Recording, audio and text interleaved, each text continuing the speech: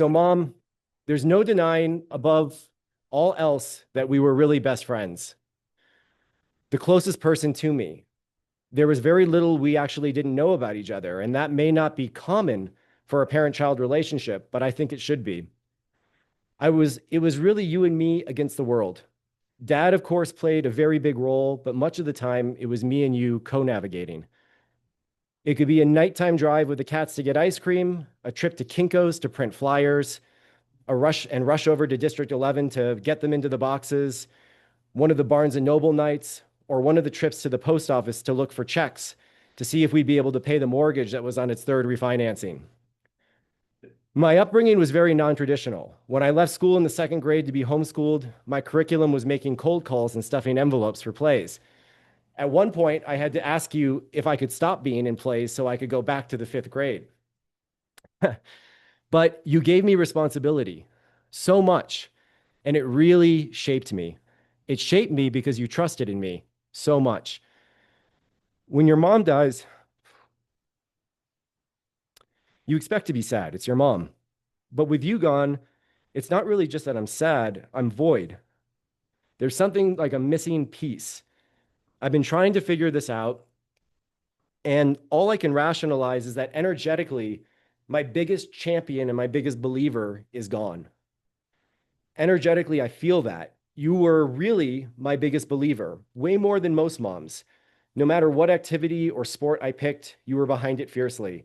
Even skateboarding, even when I went goth, you supported my interest in Marilyn Manson and spent way too much money that we didn't have at Hot Topic on chains and earrings and black lipstick and nail polish and incense. When I got suspended, she even took me to see Marilyn Manson. And was supported when I talked to him on the phone as a 13-year-old, which most parents would not be. When I got suspended from school, you stood up to Mr. Ellsbury and told him he was wrong. But more importantly for music, you saw my talent and you risked everything to get me back to New York City to study. You drove me to New Jersey to see the best clarinet player in the world every week. And we did lose everything. We lost the house. It didn't work out, but we worked it out. We built a new business in Westchester together, as rough as it was. And it wasn't just you, it wasn't just me that you believed in. It was so many kids, countless children you touched. You had an eye for talent, importantly, hidden talent. You were able to bring out the artist and shy children who had no friends, who had no outlet, who had no belief in themselves.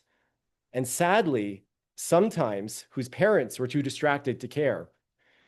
But you cared, like Peter Pan bringing Tinkerbell back, getting the audience to clap if they believed. Hey, Chris. Time and time again, what a perfect time for the Peter Pan reference. You showed your belief and you helped children blossom and grow. And it wasn't vapid or blind belief. It was your magic. You shared your magic with them, your creative spark. It was contagious. And once others found that feeling of being their own creator, their power was unlocked. You were a master manifester, and you shared that gift with so many. And that was the greatest gift you shared with me, the creative spark. And just on that note, as you're here, there's some really great things to look at here that she wrote that I've highlighted in blue. It just really showed how attached she was to children and how they show us their own feelings about how they love, and that children are the real believers of beauty and the truth. And she really believed all this, and she really, really helped so many people that way. Spiritually, I believe every soul chooses their parents for some specific set of challenges we incarnate to fulfill. And that's why I chose you to be my mom, and why I came to you years before in your vision that you shared with me of a grown man, of me now begging to be born, right around the time that you met Dad. I wanted to experience your creativity and your entrepreneurial drive, your ability to believe. These shaped me, and I'm so grateful. And when I realize how important that gift is, I can't accept to just be void of your belief. To say, oh, mom is gone, that part is gone with her, is not fair to the world. To not carry your torch. Just because I lost you in this physical form, I vow to keep sharing my creativity with the world like you did. Not with drama, but with all my other missions that you love so much.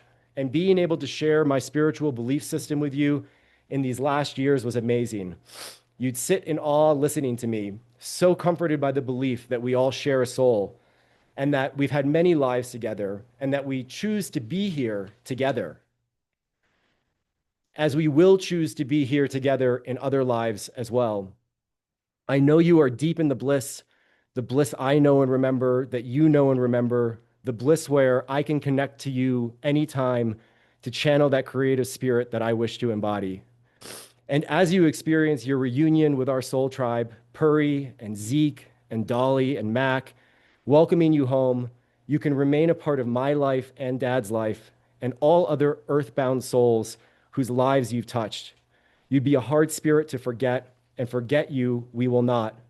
And you're welcome to join us again anytime as a new creature who crosses our paths, perhaps as my child, and I can be the protective father you never had to share the belief that you shared with me back to you. Thank you, Mom, my biggest believer and my best friend forever. Thank you. It's hard to get through those words, but it's also so empowering for me just to know that her belief in me and her belief in everybody else was a prototype to learn from and to be able to embody. And when I think of Mom, when I think of Robin, I think I will always remember that kid brain that didn't know that things were impossible and just always had that belief. And that's what's so special, and that's what I hope lives on in her memory. Thank you guys so much for listening.